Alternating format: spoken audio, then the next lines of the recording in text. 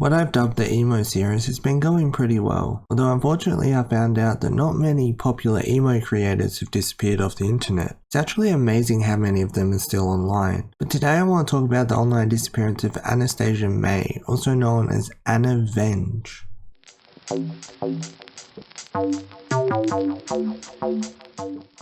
She started YouTube in 2011 with the video Get Ready With Me, in brackets old video. She did the usual vlog and challenge content between 2013 and 2017 that many of the creators I've spoken about in this series did. Although she did also mix in makeup and hair tutorials, and she's also British, which may just be a first for this series. I don't think any of the other creators are British that I've mentioned. She did a thing called the ABC tag with Marina Joyce, for example. She also frequently did videos with Alicia Cat, who is still doing her thing online. Anna also collaborated with a creator called Karim Abridged, who I made a video about a few years ago on my second channel, and there's a couple of videos on this channel as well. As much as I would rather brush past it, I think it's important to note. Quite a few years ago, Karim was in trouble for allegedly doing something illegal, and there were a few videos made about him at the time, but I just think it's important to note. I'm also not saying that Anna agrees with what happened or anything, I'm just wanted to note that he was there. Anyway, moving on. Her last upload was in 2017 and it was a music video she made for a band called Sidelines. The links to both her Facebook and Twitter that are in her about are now dead links, although her Instagram isn't. The most recent post was from January 2020, which ironically mentions being more consistent about posting. Although if you go to her Linktree, she links a working Facebook account, which looks like an actual profile and not just a fan page. It also doesn't have a public post since 2020, but December instead of January. Now in saying that, the bottom of the caption says, "I'm sorry for being absent from messages. I'll be coming back to the internet soon. I promise. I miss you all, and I hope everyone is doing as well as they can be at this time." Obviously December 2020 with peak COVID. Although this is a bit similar to what the aforementioned Instagram post says, which is, "I got all new equipment for filming, now I gotta get the confidence to return to YouTube LMAO." Outside of this, the Linktree links a separate deleted Twitter account. She does also link a Depop and a TikTok. Her TikTok has two posts, with the most recent being 11/1/2021. I don't know if that's January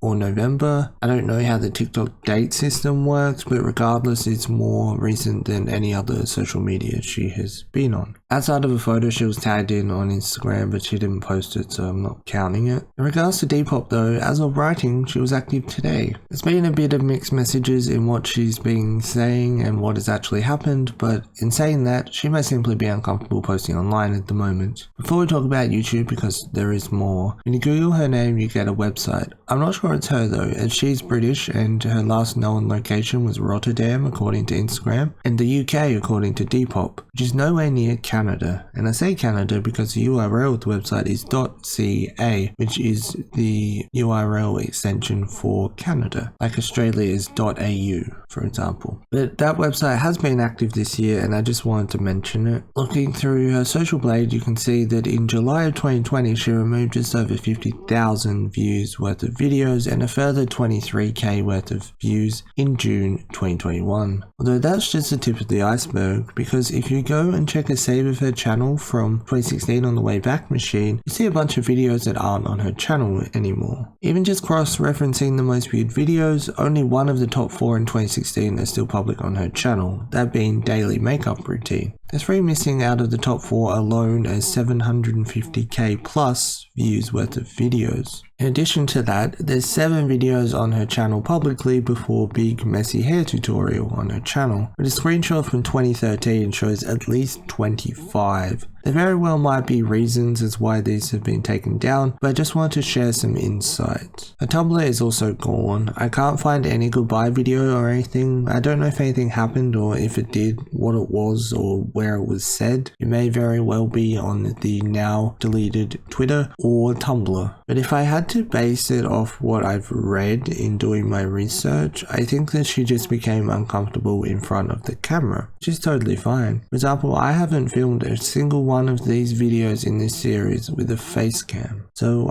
I get it. Although I wouldn't write out her returning sometime, but I do hope she's well. Thanks for watching this video, and I shall see you soon in the next one. Peace. Adriana TeaCat was suggested in a previous video about Evangeline Demoro, so thank you for that. If you do leave a suggestion in the comments or on Twitter or Instagram or even Discord, I do look into them, but sometimes I don't think that they'd make an interesting video, and sometimes they actually still exist, just under a different name or on a different social media platform. Just because they've left YouTube doesn't mean that they have disappeared off the internet. Adriana created her channel in 2014. It currently sits at 113,000 subscribers with no videos. They were all seemingly privated in March 2021, although that makes it sound overly simple, but as always, there's more to the story than meets the eye. Let's talk about the online disappearance of Adriana TeaCat.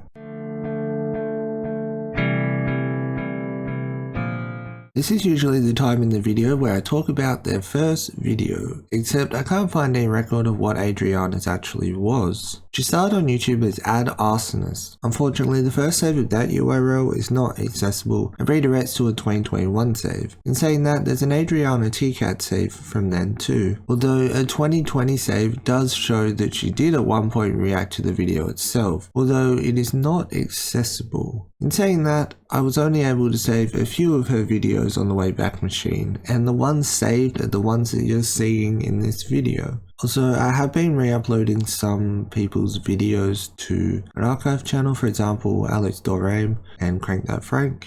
If you want me to re-upload these, just let me know and I can do that. Although in saying that, I don't just re-upload anything, I do generally make sure that they're things that aren't too personal. Because although they're now out there forever, I feel like there should be some morality within the situation regardless. Anyway, Adriana got her success from posting a variety of videos. Her playlist shows she did Q&As, although she mainly did makeup and hair tutorials. Although with health related videos towards the end of her channel before she privated everything. She's also the first person in this series, the emo series, to be from New Zealand that I've spoken about. The earliest video of hers I could find was in Never Have I Ever with her sister Alex. Before we talk more about Adriana, Alex has an interesting YouTube history too, but rather than me just dedicating a video to Alex, I just thought I would put in a little bit about Alex right here. Alex was known as Alex is Creepy when she collaborated with her sister and for quite a while in general, although a 2016 save shows she had simply changed to Alex. On top of this, it shows a link to a gaming channel entitled Alex is Gaming, which no longer exists, and I don't just mean that it's been changed, I mean that the channel is simply being deleted. If you go to youtube.com/@AlexIsCreepy now, you get her Alex channel, although it is completely wiped, just like Adriana's. The channel currently sits at just under 20,000 subscribers, as I said, with no videos. But there is a link to her new channel, Makeup with Alex, which is still very active. The last video was posted 3 months ago, although her social media has also been changed to Makeup with Alex, with the most recent post being today as of writing this. Anyway,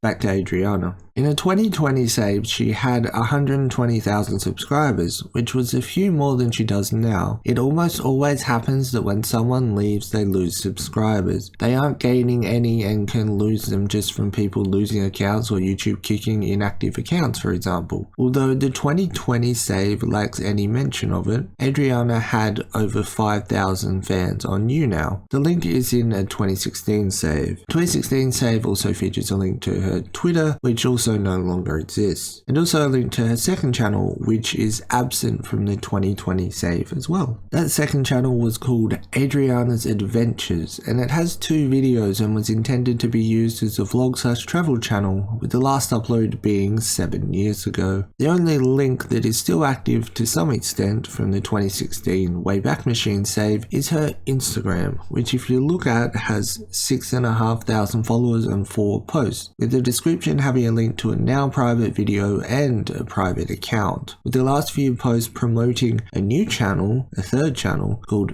Fit with Adriana. The 2020 save shows a change from Adriana TeaCat to simply Adriana, and there was a bit of a fitness focus in some of the later uploads on her main channel. The banner still reads Fit with Adriana. Fit with Adriana was a channel created at the end of April 2020. It currently has 143 subscribers, but one thing it shares in common with the main channel is that all of its videos are private. I was going to tell you when the videos on that channel were privated, except it hadn't been lodged until I put it into Social Blade, so I have no idea. There's also no save of the channel on the Wayback Machine, oddly enough. I'm not sure what led to her privating everything, but I hope she's well regardless. I wish this had more of a conclusive end, but once again it ends with someone privatizing videos and having a private Instagram account with no public explanation. Not that anyone is owed one, I'm sure she has her reasons and it all makes sense behind closed doors. As I said, I hope she's well. Let me know in the comment section below, did you watch Adriana TeaCat? And if you did enjoy the video, leave a like, subscribe if you are new, and I'll see you soon for more content. And don't forget to watch the previous video as well, it's on the end screen. Just before we get into the video, if you think you've seen this video before, then you kind of have. But the last section is edited to include a bunch more stuff like screenshots and evidence that was provided to me by the person who wrote the accusations. The inclusion of this information makes for a more solid video. If you want to skip to the stuff you haven't seen, then there's a time code on screen. But outside of that, the video starts now. In this video, we're going to be talking about Sebastian Meepz. He was recommended to cover in the comments of the previous video. Like everyone else in the series, he has disappeared off the internet. This is the online disappearance of Sebastian Meepz.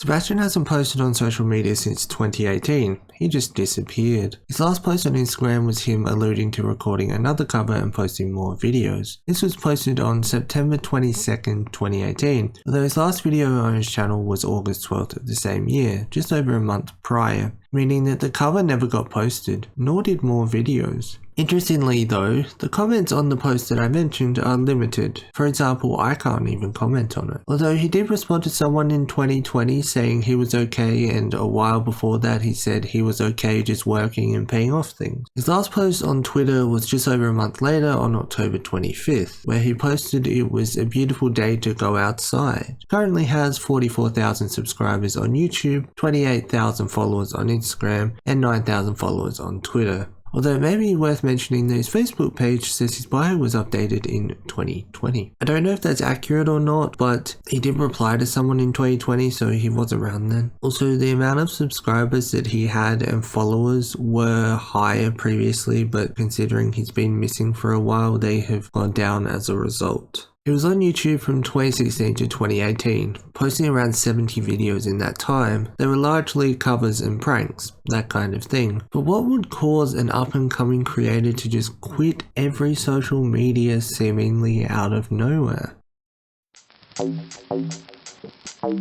In April of 2020, there was a post on the r/conspiracy theories subreddit about Sebastian entitled "I think Sebastian Meepz is dead, here's why." It reads as follows. Sebastian Meepz was a small YouTuber that mysteriously stopped making videos in August of 2018 after posting weekly since making his channel. Robbie, who is a medium-sized YouTuber, a friend of Sebastian, posted creative videos with his friends Sebastian and Lonnie bi-weekly. But in 2018, the same year Sebastian stopped creating videos, that changed. Robbie posted a video titled "I have been depressed," where he mentions two of his childhood best friends have died. He doesn't mention names or how they died. After this video was posted, Robbie stopped posting creative videos and just started mass producing videos of him following 5-minute crafts. He also took down his playlist of him doing videos with Sebastian, but left his playlist of videos with Lonnie up. Lonnie still posts videos. I have no idea if any of this is true, but it's just a theory that's been working in my head. Below this post there are 2 comments. It says there's 6, but there's only 2 that show at the moment for some reason, I'm not sure why. But they read as follows. It is likely, given the evidence, Robbie has shifted to a much younger audience, so maybe that's why he hasn't come out about it.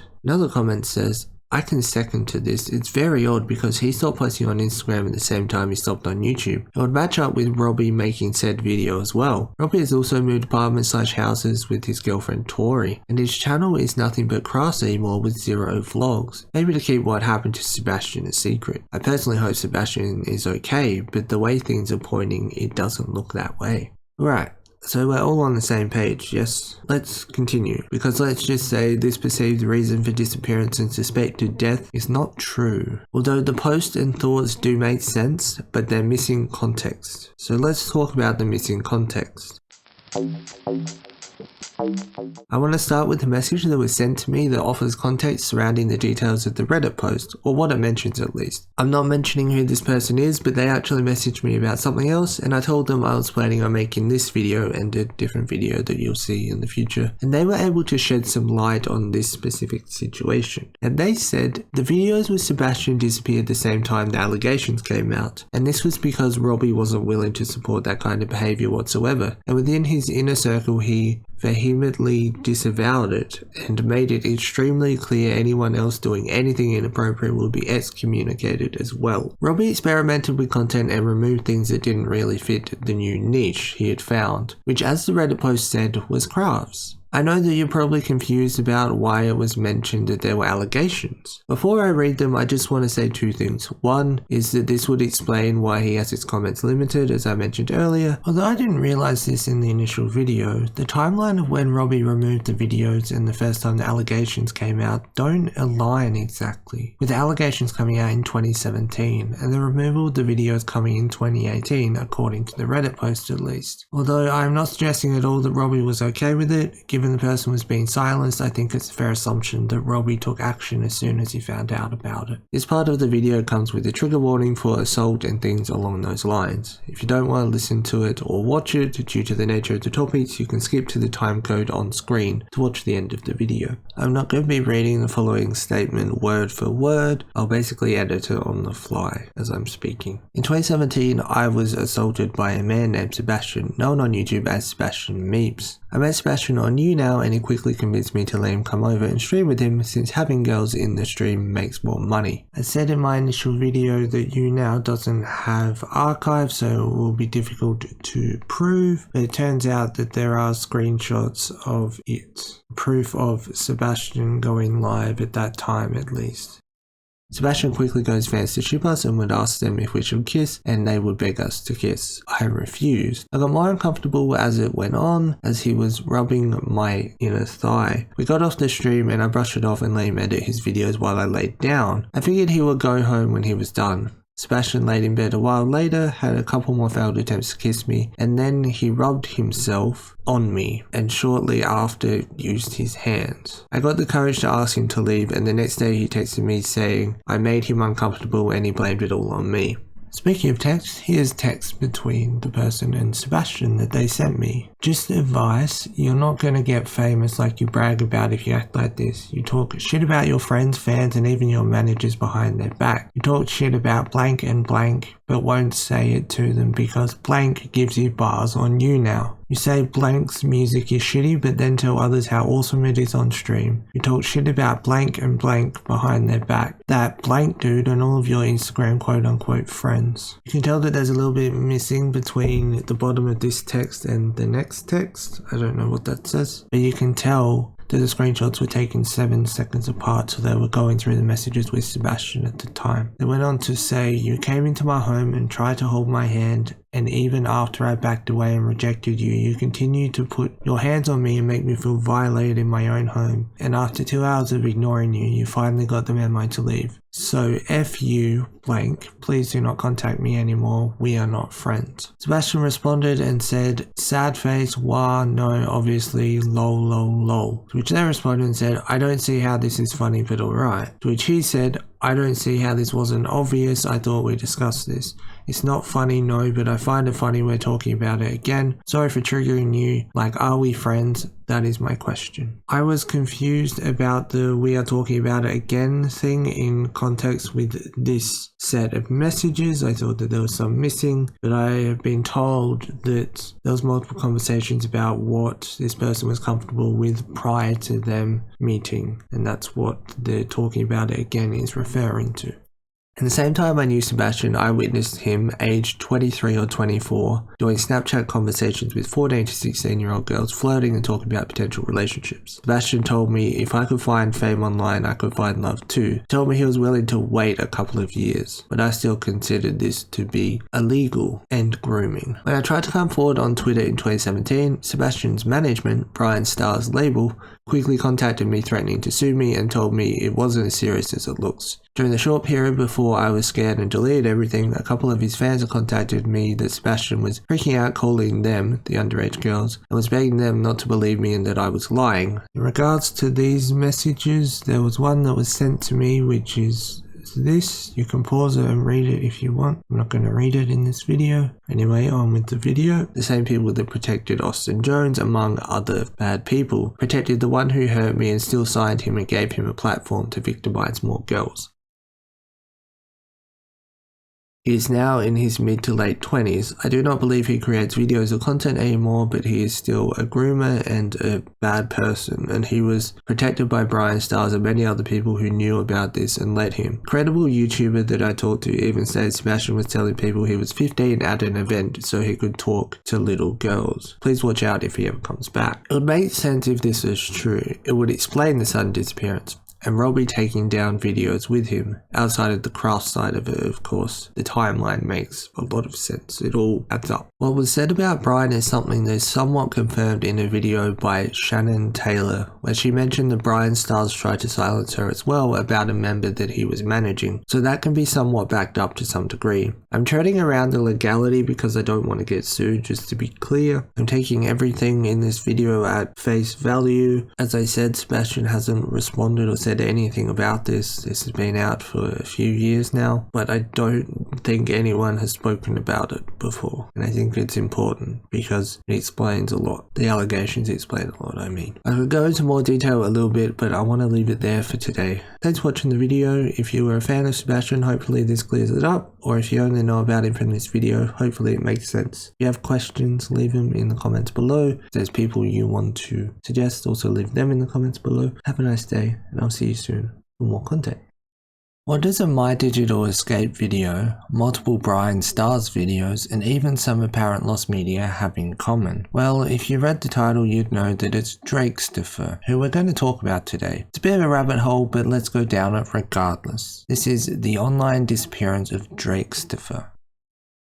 Drake seemingly started YouTube in 2012, with an account with a name that I'm not even going to try and pronounce, being attributed to him via Wikitubia that was created in that year. Looking at the channel, it has a black banner, a random profile picture, 50,000 subscribers, and the URL is Vulpapon. But this wouldn't be the only name change Drake would do between 2012 and now. In fact, the reason I even found this channel was due to its Wikitubia article under a different name, Hauncey. The article reads, Hauncey is an American-born Canadian gaming YouTuber known for primarily playing survival horror games, but plays all types on his channel. It also listed he had uploaded over 500 videos which have been removed since the article was made, with the channel being shut down only last year according to Wikitubia. All the links to videos and playlists are all dead ends and no longer yield results, likely having been deleted, the playlists I mean, with confirmation of at least one of them being deleted. Although it does show 37 videos were in random multiplayer games playlist, with all of them being unavailable now, having all been privated. His last stream was 3 years ago according to the Hauncey Twitch account, with the Instagram of the same name having been abandoned with no post currently. So that's where the story is now, but that's over a decade worth of blanks to fill. Let's talk about how we got to this point.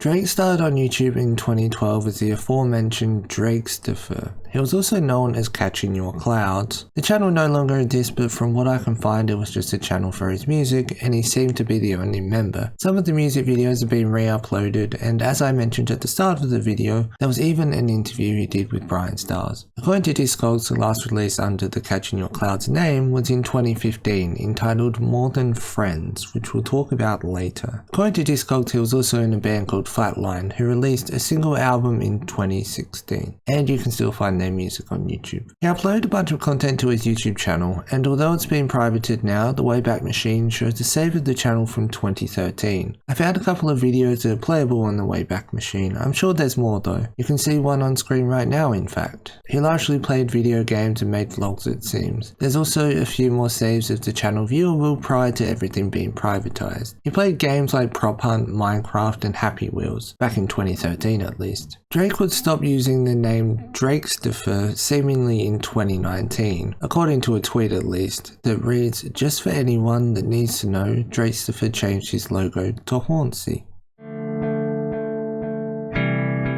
Although the Twitter post stated he had reasons to change his name, I couldn't find anything about why it happened, probably because he's practically deleted his social media presence. Given he shut down the channel in 2022 after changing the username in 2019, it seemed like it didn't help like he had hoped, given that he changed it again after that, at one stage to Vulpapon. Unfortunately for Drake, the name change would be the start of his downfall, seemingly. What is also unfortunate is the previously mentioned deleting his social media presence. Makes the series of events very tricky to piece together, but I have found some things that will help tell the story, or what still exists of it at least. A save of the Haunted channel exists on the Wayback Machine from 2019. Although the channel name changed, the content didn't, with Drake making videos playing through horror games mainly. Included in the screenshot is 4 links. The merch link, although not saved to the Wayback Machine, does still work, although it's now empty and it isn't Hornsey-shop, it's now Vulpa shop. The 2 links outside of Discord are to Twitter and Instagram respectively. There's one save of both social medias, both from 2020. Instagram has 4 posts and just under 150 followers. Due to the follower count on other social medias, I assumed that this was a new account created for the rebrand, as the Twitter had 77,000 followers around the same time. The Twitter shows quite a few things. It's largely full of mentioning the week of charity streams Drake was doing, along with the situation surrounding one or both of their animals, which I won't be talking about in this video. There's photos that can be found online that allege the animals weren't taken care of very well, but his partner at the time of the photos said otherwise. Regardless, it's quite distressing, but the animal was rehomed, which is also mentioned in the tweets. There's a lot of stuff that doesn't load on the Wayback Machine save, unfortunately, and the accounts I've spoken about have no posts or online presence at all now. For example, the Hornsey Twitter has no profile picture and no posts and no followers and is private. Hornsey has seemingly been wiped off the internet, but some of the breadcrumbs that exist leave a lot more questions than answers.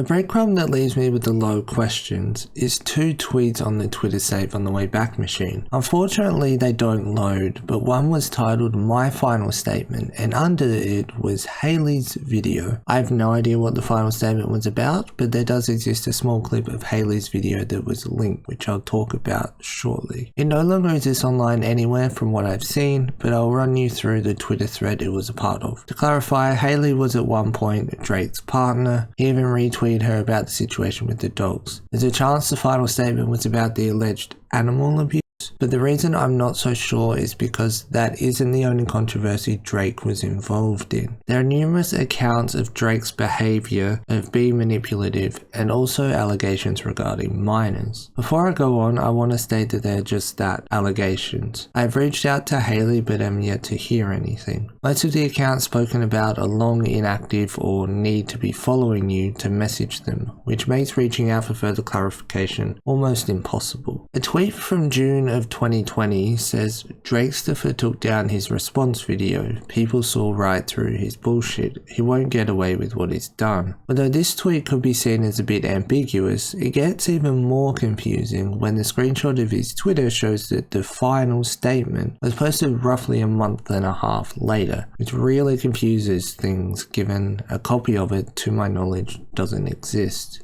There's 2 more Twitter threads I want to go through. They're almost exactly a year apart, but I want to go through the most recent one first because it gives context to the one from a year prior. A Twitter account called Lil Metal Devil made more than one post about Drake, but one thread in particular I want to talk about comes from 2021 and is largely based around disproving Drake. Although what Drake said exactly doesn't seem to exist, there are elements of it that are alluded to in the thread. Devil says that they've been procrastinating about the thread and that by this time Drake has been in shit for a year already. Devil goes on to talk about Drake's supposed proof of his innocence being this screenshot, which shows a Facebook announcement of the relationship in 2015 with Cecilia. Although Devil claims it was only announced at that time because Cecilia had turned 18. even though there are posts allegedly from Cecilia on Tumblr stating she'd been in a relationship since 2012, 3 years prior. There are also some clips seemingly to back this up. There's a clip from a YouNow stream from 2014 with Johnny Gilbert and Drake. In this clip, Drake talks about a song from his new album More Than Friends, which I previously mentioned, which oddly enough seems to have been wiped off the internet, although lyrics do exist. Can't be played on Spotify though.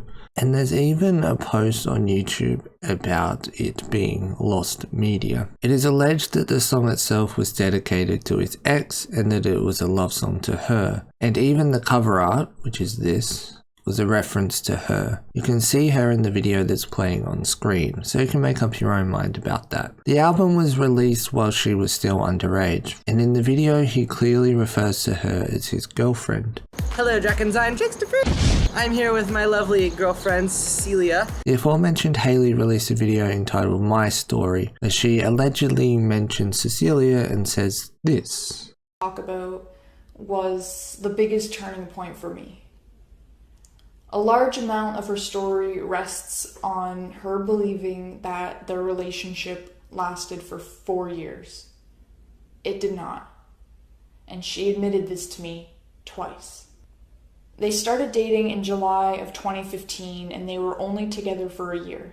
She was 18 and Drake was 21.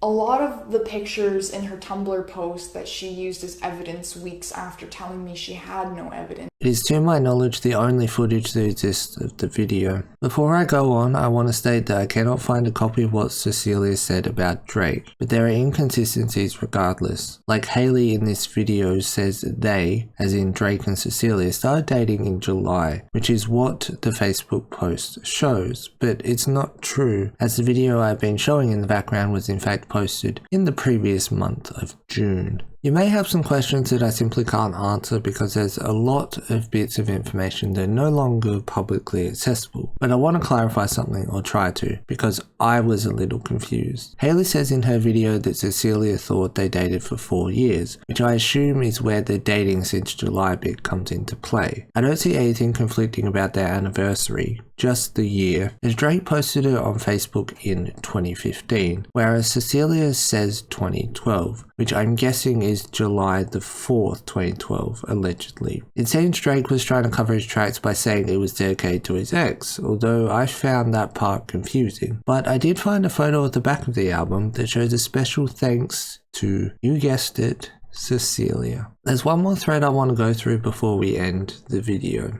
and it comes from 2020. The thread starts with, since this mother effer can't take a hint, it's time to do this again. Let's talk about Drakestopher for a minute, because he thinks he can start this whole thing up again through his girlfriend. You can claim all you want, he isn't making you do this and such. We all know he is. You can say he's not making me do anything. Manipulation is a way to make people do things, whether you realize you're being manipulated or not. Now, I don't understand how anyone can support him anymore and claim the stories all change. They changed the facts. None of the stories have changed, and not only that, he is only focusing on one in general, his ex. His roommate spoke up and talked about how they were manipulated by him. No response. Other people talked about how shitty he was to people. No response. He's only focused on his ex, who had a solid story, solid in the fact that it has facts and dates and such, and people who will attest to her story. How could you possibly deny such things in your face and say, nah dude, he's completely innocent, show me facts? Like,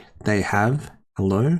If you're seriously about to say I support anyone who's a victim, but I don't believe anything you say because it's about a guy on the internet who I watch, F off and go F yourself. You want more proof of guilt? They deleted any comment that was anything negative or disproving. People I've talked to said, yep, I posted on his video calling him out and he deleted my comment. Even his girlfriend deleted comments on her video in which she called her parents emotionally abusive, including her brother who said otherwise. Proof? Here. And there's a comment that says, as your own brother, this is one of the most embarrassing things I've ever seen. Your life at home was nothing compared to how dramatic you made it on here. Most of the stuff didn't even happen. Like, how effing low do you have to be to sink to drag your own parents through the mud because you're looking for any excuse to make your boyfriend look good. Effing have some self-respect. I'm disgusted I even modded for this guy. Like when this whole thing came out, he came running to his mod and said, my ex is speaking out against me and I need you guys to know you can't trust her and none of it is true.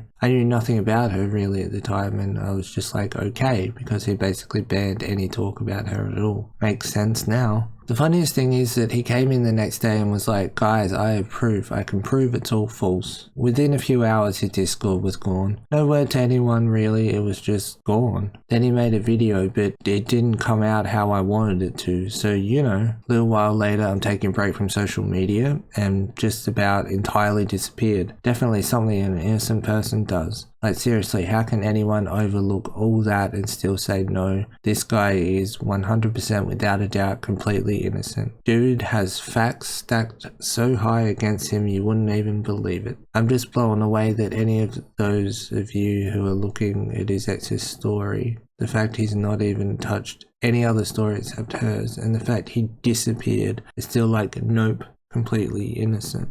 Other people also came forward with stories, whether it be his former mods and his behaviour regarding Twitch streams or how he was behind the scenes. And even at least one other story of manipulation. But I thought these threads best summed up everything. I still have questions that I'll likely never get answers to, like what did Hayley's videos say for example? I imagine this tweet from her explains why she took down the video though. I do also wonder what Cecilia's thread said and what it showed. But what I do know is that in December of 2021, Drake privated every single video. I know I haven't mentioned Volpapoon, but he did try to rebrand again before he removed every video. And that's where the story ends, as far as I know. Thanks for watching.